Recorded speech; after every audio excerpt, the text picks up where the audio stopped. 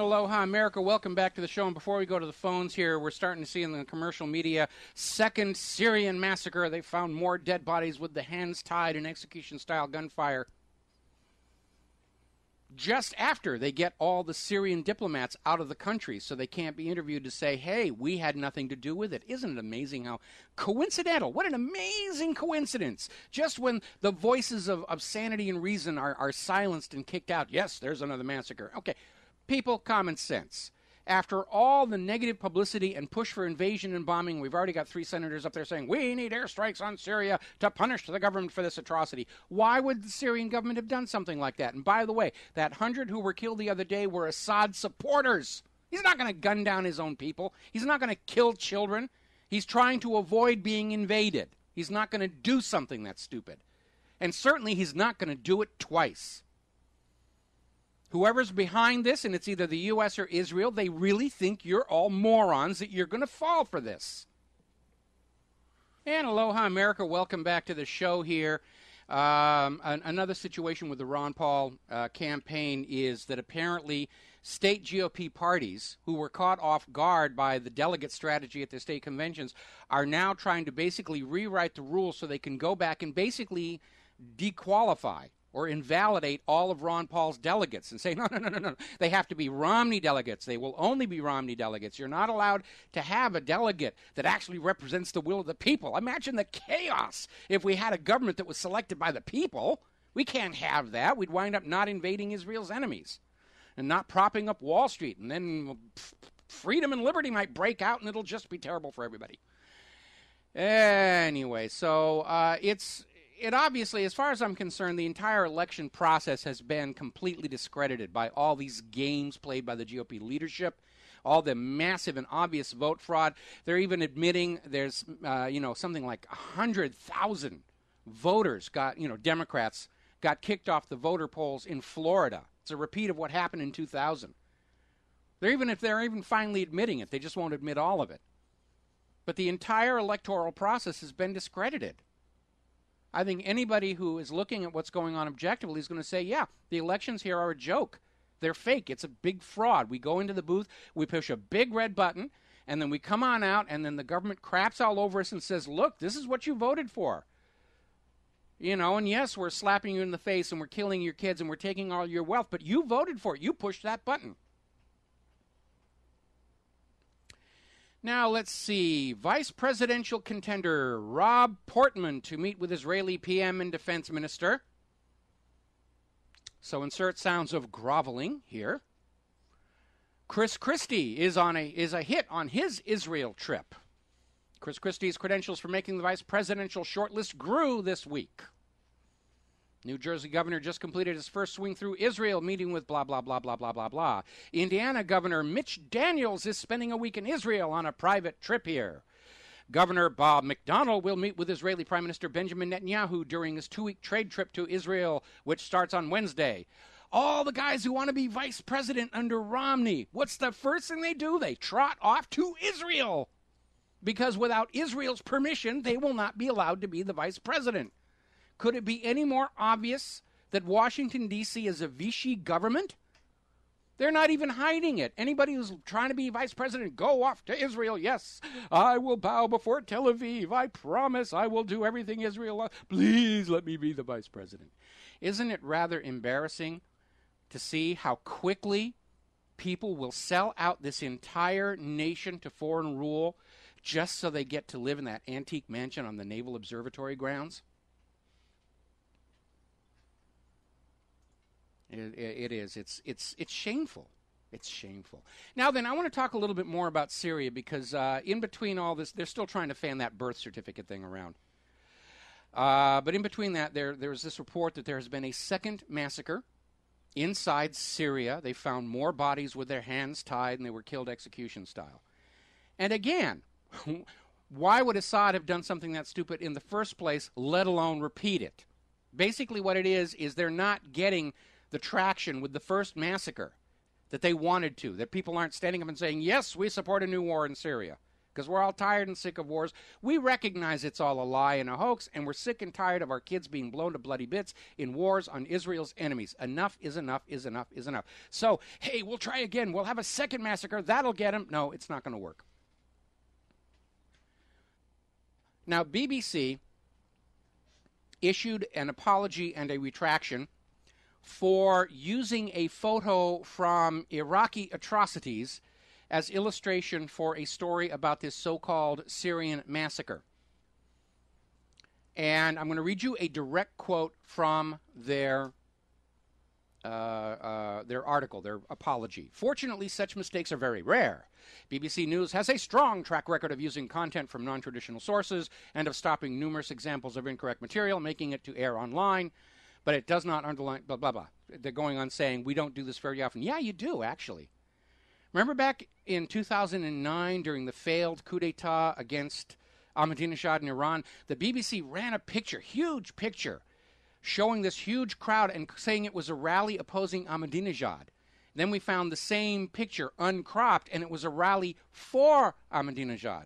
And BBC apologized. They even named my website in their apology what really happened. And they said, we're sorry, it won't happen again. And, of course, we all remember on 9/11 when the BBC reported Building 7 had collapsed 25 minutes before it actually happened. And BBC's never apologized for that. Their only comment is, we've lost the original videotape, so we really don't know what happened. And by the way, when I went over to BBC and posted a comment on their attraction saying, yeah, you guys do this all the time, I got this strange message saying, we are having technical problems that prevented the posting of your comment. They're scared of me. Good. And if you believe that one, I have some of Saddam's weapons of mass destruction to sell you. As I mentioned earlier, Syrian diplomats are being expelled from all the Western nations at the same time, and basically it is to make sure that there is nobody inside these Western nations who will speak up on behalf of the official Syrian government, on behalf of Assad, to say, look, we're not doing this stuff that we're being blamed for. Because you can't have a voice of doubt when you're building another case to go to war. And again, the FBI did the same thing just before 9/11. 3 days before 9/11, the FBI went around the United States of America and they shut down the websites of every Muslim charity group they could find because they didn't want anybody standing up and saying, wait a minute, Muslims wouldn't do this. We don't know who's actually behind it. Let's stop the rush to judgment.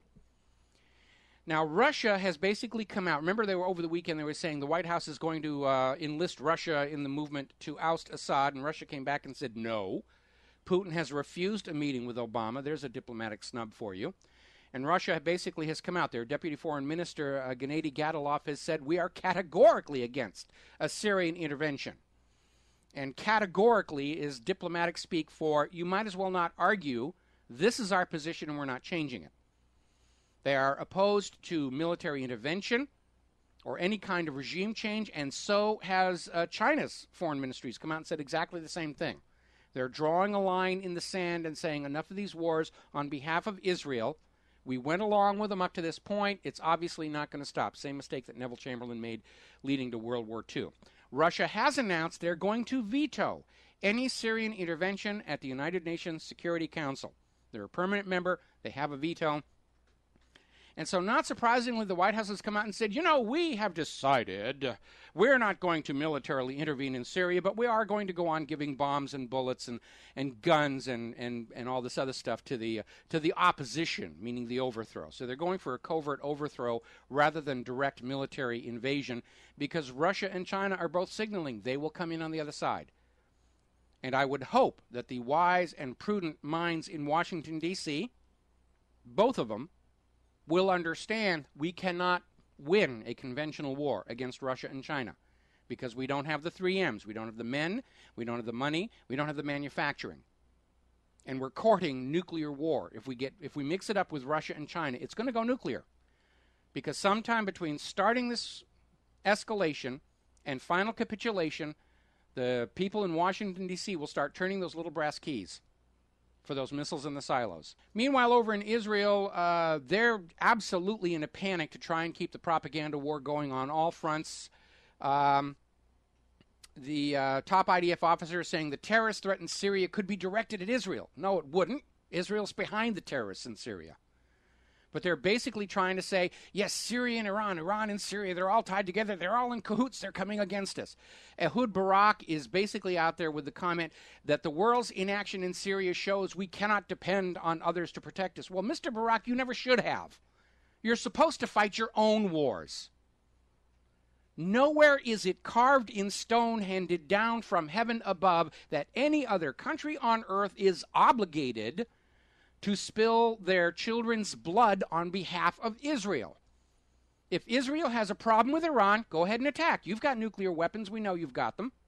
And then live with the consequences afterwards. But Israel doesn't want to fight their own wars. They want America to fight their wars for them, and they're willing to spend as much money as it takes to buy the U.S. government to send your children off to die in more of their wars. Iran has not attacked us. Iran has not initiated a war of conquest in 200 years. We're the bad guys on this one. All righty, we're going to grab a phone call here. Frank in Maryland. Aloha, Frank. Welcome to the show. What's on your mind? Yeah, Mike, you bring a lot of good points up, about this intervention in Syria, and supposedly they found these 100 people that were massacred. What about the southern border of Mexico? We hear practically every single day, these mass killings going on and all that chaos being happening in Mexico. And now one politician stands up and says anything about it. And then you talk about Syria, which is thousands of miles away from us. We really have no interest in Syria, and yet we're being told we have to get involved in it. It doesn't make no sense to me. Oh, sure it does. Israel hasn't ordered our government to attack Mexico yet. Yeah, you can tell there's a lot of influence from Israel on this one, because if any normal American would say, well, what about Mexico? I mean, the Mexican people are suffering, and a lot of them are really nice people, and yes, all the chaos being rained on them. And, yeah, Mike, I just wish we should just care about what's happening in North America, especially in our own country. Yeah, we got to take care of the United States first, and this idea that we're the world's policemen, we don't have the money to do it, we don't have the weapons to do it, and we no longer have the moral authority. Our government has basically become just like these tin pot dictators we're supposed to be out there opposing. We've got torture, indefinite detention without trial, concentration camps, intense government secrecy, intense government surveillance. They're flying little drones all over the sky to peek in our bedroom and provide target practice for those Texans. And this is stuff that we see in other countries that we refer to as dictatorships.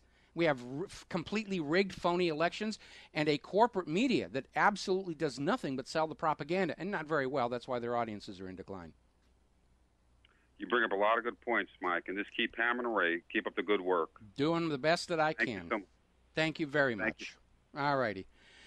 Let's see. Meanwhile, of course, more and more people are standing up and saying that the intractable U.S. positions are actually fueling the hatred and hostility, which is great if you're selling war supplies, because you don't want peace to break out.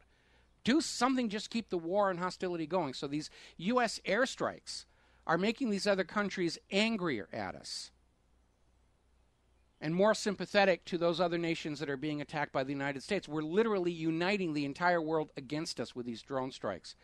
And the intractable position of the U.S. with regard to Iran, the position being, you just surrender all your nuclear technology and then maybe we'll think about reducing the sanctions, is only motivating Iran to basically say, all right, we're going to proceed without you, and maybe we will build nuclear weapons, because Iraq is a lesson.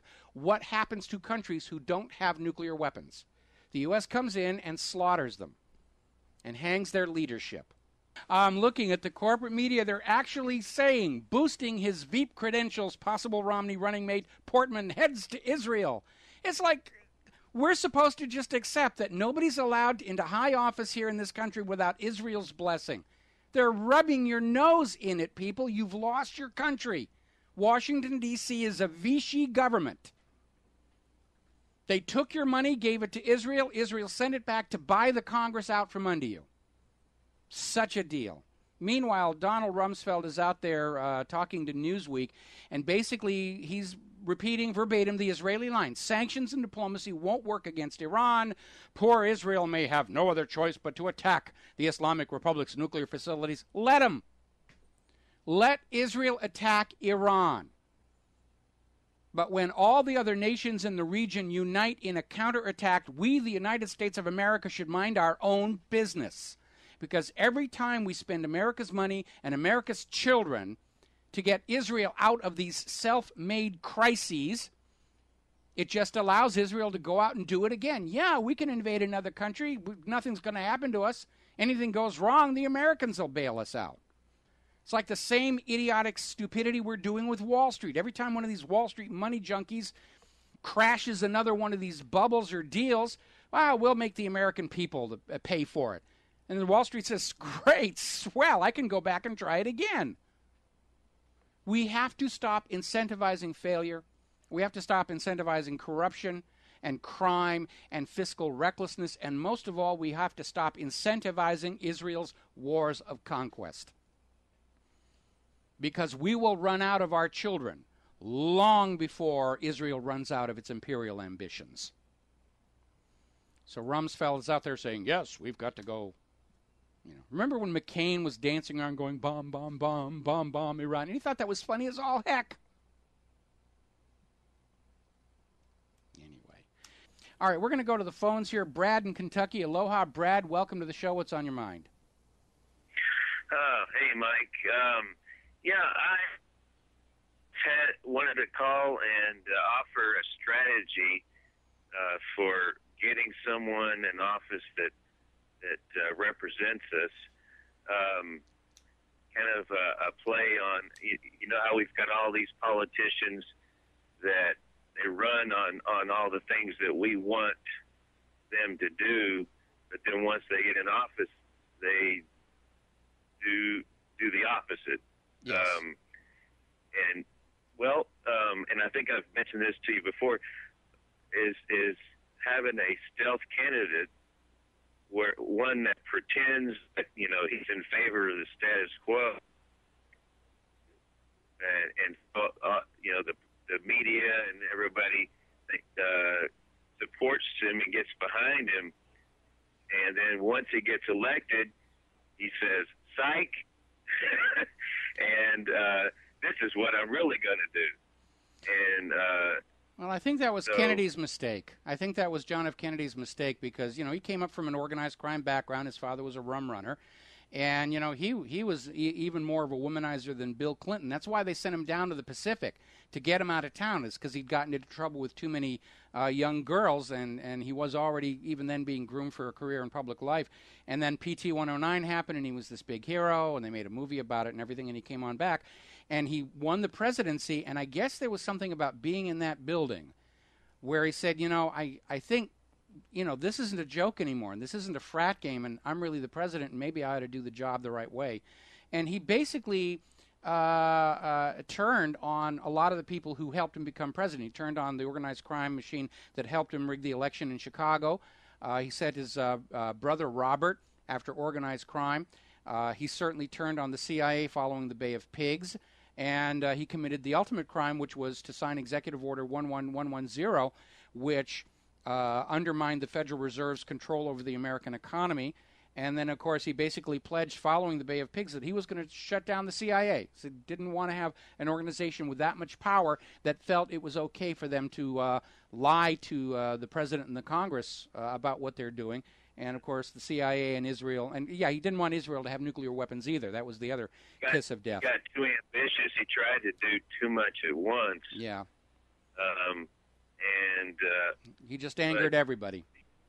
Yeah. But you understand where I'm coming from, though, as far as... I understand where you're coming from, but the reality is we are not going to have the will of the people expressed in the elections until we get rid of those electronic machines, and that's either going to take sledgehammers or a full-on revolution here.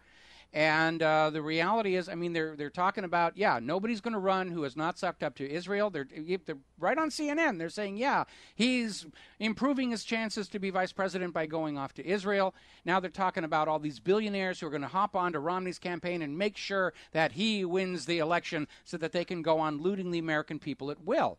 And they're practically bragging to the American people how they have screwed us all over once again with this election process. And like I said, as far as I'm concerned, the election process is completely discredited. Yeah.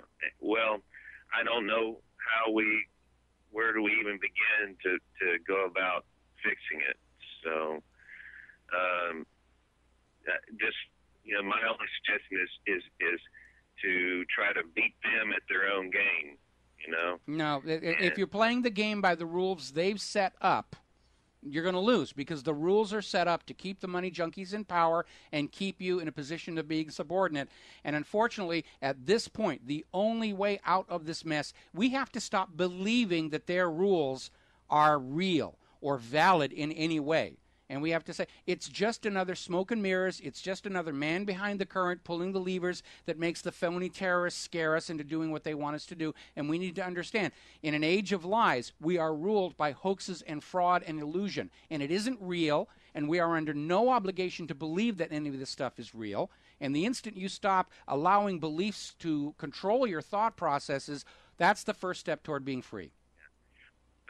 But as far as peaceful resolution, I'm really starting to believe that that's just not going to happen. No, they're not going to allow a peaceful revolution to take place, and that gets us back to John F. Kennedy's observation. So, I don't want, I don't like violence, but, if you look over history, that's usually how things have. That's usually what it comes down to. Well, again, the ideal that I want to see here is the Soviet Union, where basically it just sort of collapsed from its own rot and corruption. And I think we're approaching that point here in the United States of America, where it'll come down all of itself. Like I said, all the American people need to do is stand up with one voice and say, I'm not going to pay for this anymore. I'm not going to pay for Wall Street's frauds. I'm not going to pay for business failures. I'm not going to cover the losses of people who are stupid enough to invest in the American economy when we don't have any manufacturing. We're not going to pay for it anymore. And on that day, all the foreign investment money will disappear from America's banks, and the whole Wall Street Federal Reserve System is going to come crashing down, and it will take the federal government with it. And then we start to seriously think, what kind of a nation do we want to have, in the aftermath? And I'd like to go back to the original Constitution and the first 13 amendments. Obviously, we don't need an electoral college anymore, but we do need an absolute, open, transparent, uncorruptible, unriggable election system. That's the highest priority. The only one that might be higher is no private central banks. We're going to take some phone calls here. Ben in Massachusetts. Aloha, Ben. Welcome to the show. What's on your mind? Hi, Mike. Love the show. I want to say something that that relates to this subject.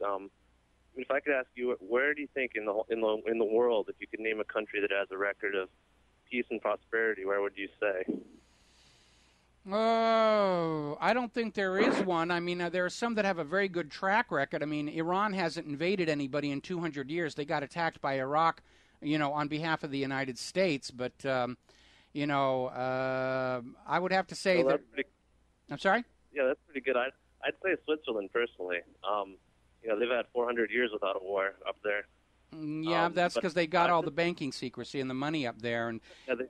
There are a lot of people who think that the Knights Templar who escaped the purge, some of them went to Switzerland and helped them win that war, and that's why the flag of Switzerland sort of has the Templar cross by Mies van der Rohe on its flag, and why they've continued some of the banking traditions that the Templars started, which got them into trouble, I might add.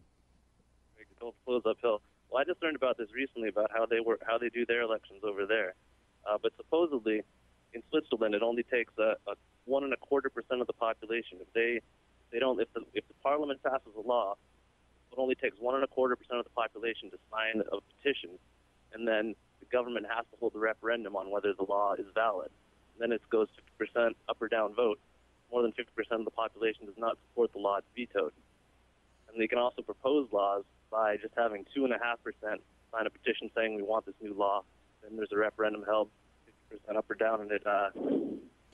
Well, these are the laws. we were starting to do that here in the United States with the so-called ballot initiatives, and we did a lot of them in California. Unfortunately, then the courts would turn around and say, we're going to overturn the rule, the will of the people, because we don't think it's legal. And, you can set up a wonderful system, and we certainly did in this country 200 years ago. But unless the people are willing to stand up to the government and hold them to the letter of the law, governments will always tend toward oligarchy. That is an historical inevitability. All nations have a lifespan, and toward the end of that lifespan, you have war and dictatorship and fascist economic states, and that's where we are right now. I know we can set up a good country. The question is, how do we make it last? And even Ben Franklin recognized that, because when they came out of Independence Hall in Philadelphia, some passerby asked him, what have you created?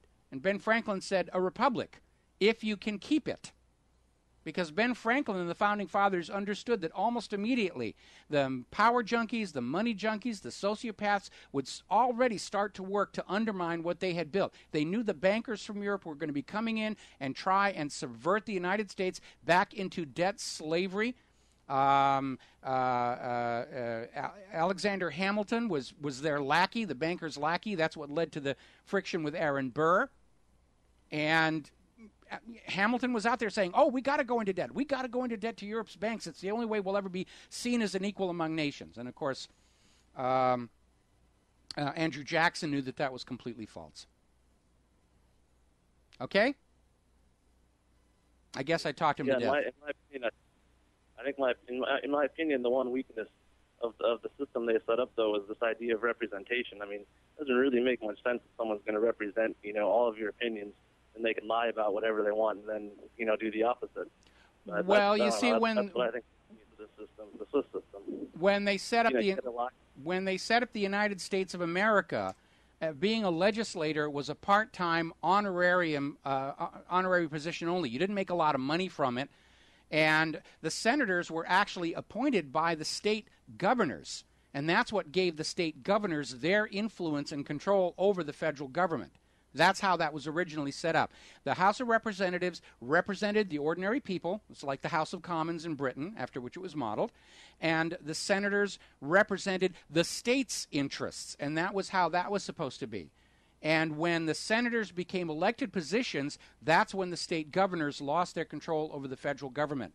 And so, like I said, you can start out with a perfect system, but over time, the forces of greed and desire for power and war will work to subvert a government of the people to turn it into a government of the money junkies, and that's basically what's happened here. But really, the most important thing, and again, like a broken record, I'm going to say this over and over again, is for everybody listening to this show to have the courage to speak out among their friends, their family, their coworkers, because that gives others the courage to speak out. One of the biggest lies being perpetrated by the corporate media right now is that anybody who's not happy with the government is a fringy and a loser and a loner, and they're all alone and nobody should want to talk to them. And so you have this amazing image of an entire room full of American citizens who know the country has gone wrong, and everybody in the room is staying silent because they think they're the only one in the room who thinks that way, and yet they all do. And so speaking out is really the most amazingly important thing that anybody can be doing right now, because, we're building consensus. We're basically undermining the control that the corporate media has enjoyed over all of us. Their numbers are in decline. The advertisers are coming over to support us now because we're basically trying to restore the Republic, and none of us out here at Republic Broadcasting or What Really Happened, we're not getting rich by any stretch of the imagination, quite the contrary. And we're not going to be remembered in anybody's histories books, and nobody's building statues to us. But we're out here because we're fulfilling the role the corporate media claimed for itself, which is the watchdog on government abuse. And we're going to keep on doing it as long as the government refuses to abide by the Constitution, which is the original contract with America. We're going to be out there calling them on it. And we're in a very, very dangerous time in our history, where the money junkies are literally on the verge of triggering a nuclear war rather than admit that the fundamental financial system on which our Federal Reserve is based is flawed. It has a fatal design flaw that means it cannot work perpetually and is doomed to collapse. And we're on the brink of that collapse now. And it's happening all across America and all across Europe. And you have people like Christine Lagarde who understand the concept of the 11th marble. But they're in denial. They don't want to admit that they set up this system to impoverish the people. The governments don't want to admit that they were corrupt enough to sell into it. So they're trying to keep it going and keep it playing until it's somebody else's problem. But at some point, it is going to all come crashing down, and I think we're on the verge of it. I have to be very honest. I would be very surprised if the United States of America still existed in its present state by the end of this year.